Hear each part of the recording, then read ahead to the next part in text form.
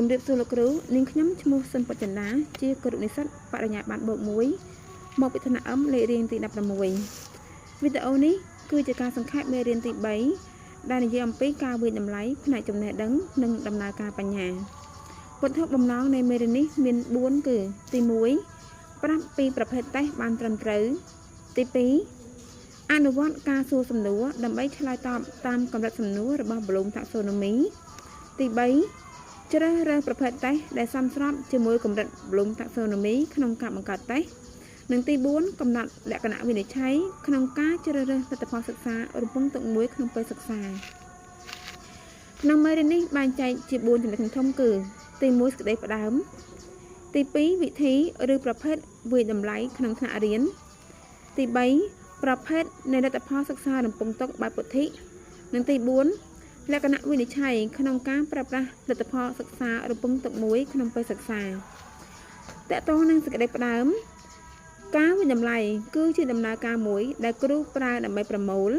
បកស្រាយនិងប្រើប្រាស់ព័ត៌មានតកតងនឹងការសិក្សារបស់សិស្សដើម្បីកំណត់ពីវិជ្ជាសម្បទាបំណិនសម្បទានិងចរិយាសម្បទាដែលពួកគេទទួលបានវិជ្ជាសម្បទាសំដៅដល់ចំណេះដឹងដែលសិស្សទទួលបានពីការអប់រំហើយអាចយកទៅប្រើប្រាស់ក្នុងការរស់នៅប្រចាំថ្ងៃបំណិនសម្បទាសំដៅដល់ភាពប៉ិនប្រសប់ដែលសិស្សទទួលបានពីការអប់រំហើយអាចយកទៅប្រើប្រាស់ក្នុងការរស់នៅប្រចាំថ្ងៃបានដូចគ្នារីឯចរិយាសម្បទាសំដៅដល់អត្តចរិតមនោសញ្ចេតនាដែលសិស្សត្រូវចេះប្រកាន់យកក្នុងស្ថានភាពជាក់ស្ដែងណាមួយក្នុងចំណុចនេះយើងនឹងសិក្សាអំពីពាក្យគន្លឹះចំនួន3គឺគោលដៅនៃការអប់រំ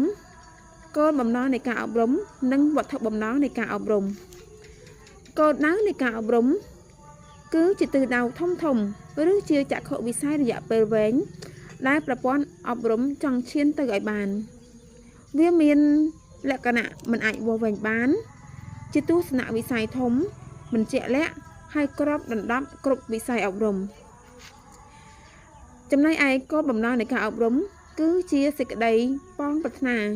ឬគោលន័យដែលស្ថាប័នអប់រំត្រូវការអនុវត្តដើម្បីឆ្ពោះទៅរកគោលដៅវាជាកម្រិតមធ្យមនិងអាចវាស់វែងបានខ្លះៗវាមានលក្ខណៈជាក់លាក់ជាងគោលដៅជាគោលបំណងដែលអាចបង្កើតនិងត្រូវបានកំណត់តាមកម្រិតសាលាឬក៏វគ្គសិក្សារីឯវត្ថុបំណងនៃការអប់រំគឺជាអ្វីដែលសិស្សអាចធ្វើបានបន្ទាប់ពីការរៀនមេរៀនណាមួយវាជាចំណុចតូចៗនិងអាចវាស់វែងបានច្បាស់វាមានលក្ខណៈជាក់លាក់អាចវាស់វែងបានអាចសម្រេចបានក្នុងមេរៀនឬសប្តាហ៍និងប្រើប្រាស់សម្រាប់ការវិតម្លៃសិស្សជាការពិតណាស់គោលដៅនៃការអប់រំមានទំនាក់ទំនងគ្នាជាមួយនឹងវត្ថុបំណងនៃការអប់រំហើយក៏មានឥទ្ធិពលដល់លទ្ធផលនៃការសិក្សារបស់សិស្សផងដែរគោលបំណងនៃការអប់រំគឺចង់ឲ្យសិស្សយល់និងឲ្យតម្លៃទៅលើចំណេះដឹងវិទ្យាសាស្ត្រការគិតការសិក្សាដែលឯករាជ្យក្លាយជាពលរម្នាក់ដ៏ល្អនិងលើកកម្ពស់បំណិនទំនាក់ទំនងជាដើម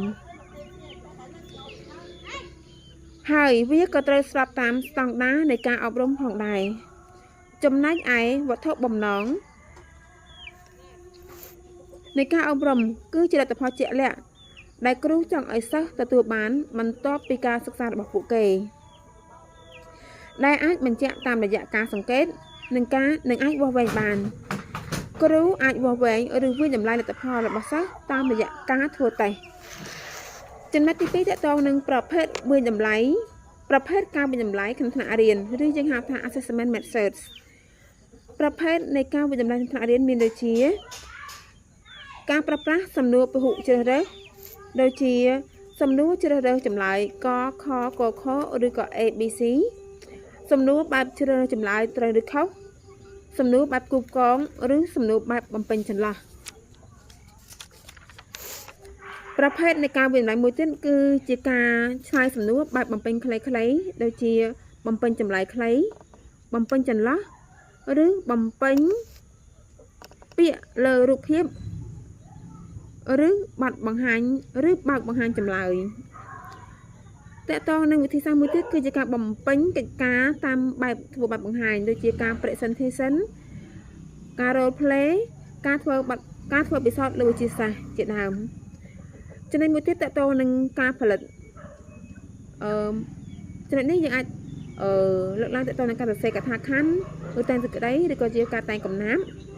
អាចជាការធ្វើគម្រោងអាចជាការធ្វើ reflection problem solving ឬក៏ការធ្វើរបាយការណ៍ខ្លីៗការធ្វើ poster ឬក៏ថតជាវីដេអូคลิปខ្លីៗចំណុចមួយទៀតតកតងនឹងការសួរសំណួរផ្ទាល់មាត់ដូចជា oral question oral test ឬក៏ជាលក្ខណៈការសម្ភាសន៍ការពិភាក្សាជាក្រុមឬក៏ការធ្វើ debate ជាដើមចំណុចមានតម្លៃមួយទៀតតកតងនឹងការសង្កេតរបស់គ្រូ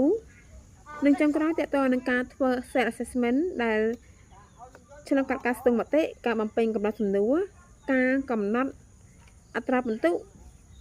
ស្វ័យឆ្លុះបញ្ចាំងនិងការវិតម្លៃតាមរយៈមិត្តភ័ក្តិជាដើមយើងក៏អាចធ្វើការមានតម្លៃសេះតាមរយៈការប្រើប្រាស់បច្ចេកវិទ្យាដូចជាការប្រើប្រាស់ Google Form Google Classroom ការធ្វើ quiz Kahoot ឬក៏ជាការប្រឡងតាមរយៈអនឡាញបានក្នុងការធ្វើតេស្តនេះដែលfollowតាម Bloom Taxonomy កម្រិតតេស្តបែងចែកជា6កម្រិតដែលកម្រិតទី1តកតងនឹងកម្រិតចងចាំដែលសិស្សអាចមើលស្ដាប់ពន្យល់កត់ត្រាបំលែងទន្ទិញឬក៏រំលឹកកម្រិតទី2តកតងនឹងកម្រិតយល់សិស្សអាចសួរបកស្រាយបង្ហាញពន្យល់ឬក៏បន្លែងកម្រិតទី3គឺជាកម្រិតអនុវត្តសិស្សអាចធ្វើការដោះស្រាយគណនាជ្រើសរើសពិសោធន៍ឬក៏បង្រៀនកម្រិតទី4តកតងនឹងការវិភាគសិស្សអាចធ្វើការប្រៀបធៀបបែងចែកវិភាគលម្អិតឬធ្វើចំណាត់ថ្នាក់កម្រិតទី5តកតងនឹងកម្រិតវាយតម្លៃសិស្សអាចផ្ដល់ជាយោបល់សម្រាប់ចិត្តរិះគន់សង្ខេបខ្លឹងថ្លែងនិងដាក់ពិន្ទុកម្រិតទី6តកតងនឹងកម្រិតបង្កើតថ្មីសិស្សអាចរចនាផលិតឬគម្រោងសរសេរឬច្នៃប្រឌិតអ្វីដែលថ្មីក្នុងនោះដែរកម្រិតចងចាំកម្រិតយល់និងកម្រិតអនុវត្តគេចាត់ទុកជាការគិតកម្រិតទាបរីឯកម្រិតវិភាគកម្រិតវិតម្លៃនិងកម្រិតបង្កើតថ្មីគេចាត់ទុកជាការគិតកម្រិតខ្ពស់ចំណុចទី3តកតងនឹងប្រភេទនៃលទ្ធផលសិក្សារំពឹងទុកបែបពុទ្ធិចំពោះប្រភេទនៃលទ្ធផលសិក្សាបែបរំពឹងទុកបែបពុទ្ធិចែកចេញជា3គឺចំណេះដឹងការយល់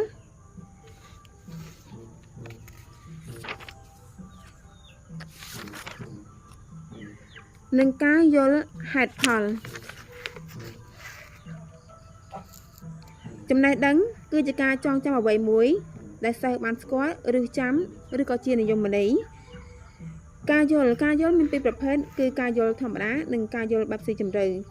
ការយល់ធម្មតាមានន័យថាសិស្សអាចយល់និងអាចយកទៅអនុវត្តបានចំណែកឯការយល់បែបស៊ីជម្រៅមានន័យថាសិស្សអាចដឹងពីចំណុចសំខាន់អ្វីមួយអាចរកឃើញនៅគំនិតថ្មីអាចបកស្រាយទំនាក់ទំនងថ្មីអាចពន្យល់បានស៊ីជម្រៅ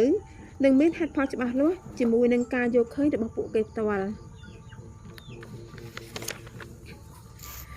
ការយល់ហេតុផលគឺពាក់ព័ន្ធនឹងការប្រើប្រាស់ខួរក្បាលដោយទាញយកចំណេះដឹងមកប្រើដើម្បីសម្រេចកិច្ចការ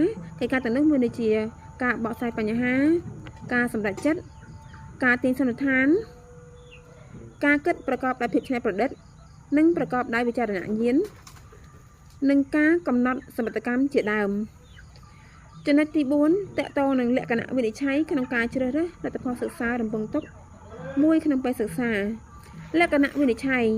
ក្នុងការជ្រើសរើសលទ្ធផលសិក្សារំពឹងទុកមួយក្នុងមួយពេលសិក្សាគឺបង្កើតឲ្យមានចំនួនសមស្របការសរសេរងាយយល់បន្ស៊ីជាមួយគោលដៅសិក្សារបស់ស្ថាប័នឬក៏បំណិនសតវត្សទី21ជំរុញការប្រឈមតែសិស្សអាចធ្វើបានថែមទាំងបន្ស៊ីជាមួយនឹងទ្រឹស្ដី